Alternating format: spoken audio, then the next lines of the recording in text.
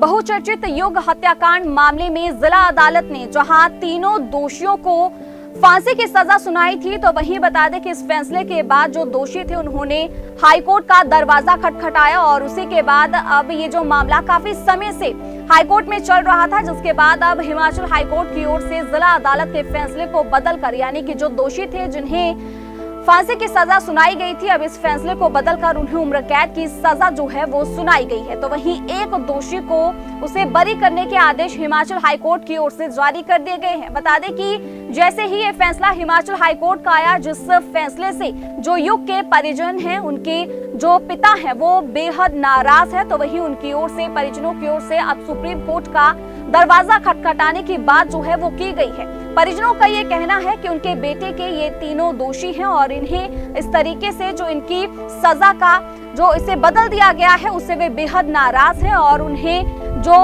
पहले सजा के आदेश दिए गए थे जिला अदालत की ओर से फांसी की सजा के, उन्हें वही सजा मिलनी चाहिए। और उन्होंने आगे ये भी कहा है कि इसको लेकर अब सुप्रीम कोर्ट का दरवाजा परिवार के लोगों की ओर से खटखटाया जाएगा। दरअसल बता दें कि 14 जून 2014 को शिमला के राम बाजार से 3 लोगों ने फिरौती के लिए 4 साल के युग का अपहरण किया था। अपहरण के 2 साल बाद अगस्त 2016 में भराड़ी के पेयजल टैंक से युग का कंकाल बरामद हुआ और तीनों ने मासूम के शरीर में पत्थर बांधकर उसे जिंदा पानी से भरे टैंक में फेंक दिया था।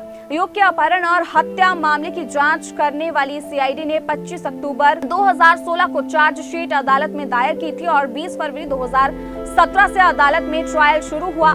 इसमें कुल 135 में से 105 गवाहों के बयान हुए और कोर्ट ने 10.5 महीने में ही फांसी की सजा सुना दी थी। तो वहीं इस फैसले पर युग के परिजनों ने नाराजगी जताई है। सुप्रीम कोर्ट में न्याय के लिए गुहार लगाने की बात उनकी ओर से कही गई है।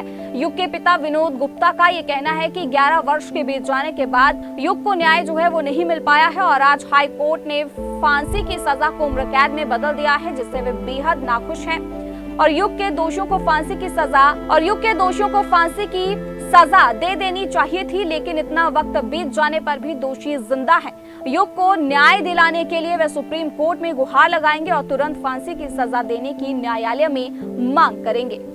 सबसे पहले बात तो मुझे पता नहीं है और मैं इस कोर्ट के फैसले से संतुष्ट नहीं हूँ सर। ना मैं, ना मेरा पूरा परिवार, मैं इस कोर्ट के फैसले से संतुष्ट नहीं हूँ।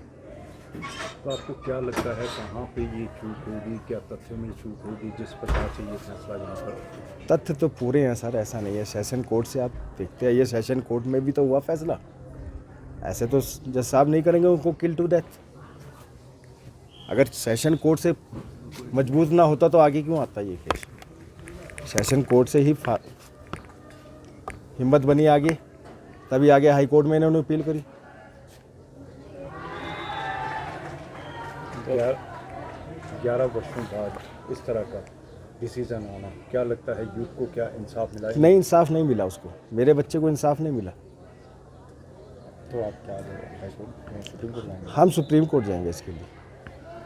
हम तो अपने बच्चे के लिए जी रहे थे और अपने बच्चे के लिए सब कुछ खत्म कर देंगे, कोई दिक्कत नहीं हमें। तो युग की याद आज भी आती होगी? बिल्कुल आती से।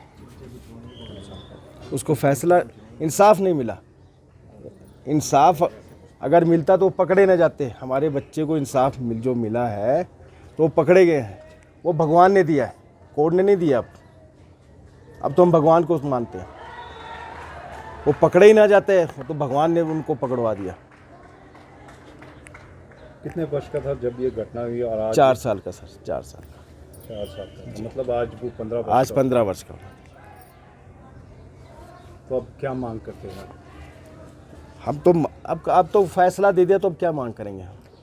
अब सुप्रीम कोर्ट जाएंगे, हम जो भी होगा देखते। सुप्रीम कोर्ट में क्या आप चाहते हैं कि उनको किल टू डेथ की सजा रहे बस, और तीनों को देते। वो किसी ने गुनाह नहीं किया तो छोड़ देते। जब गुनाह ही नहीं किया उन लोगों ने तो सरदार को क्यों छोड़ दिया? क्या नजर आया कोर्ट को कि सरदार ने कुछ नहीं किया?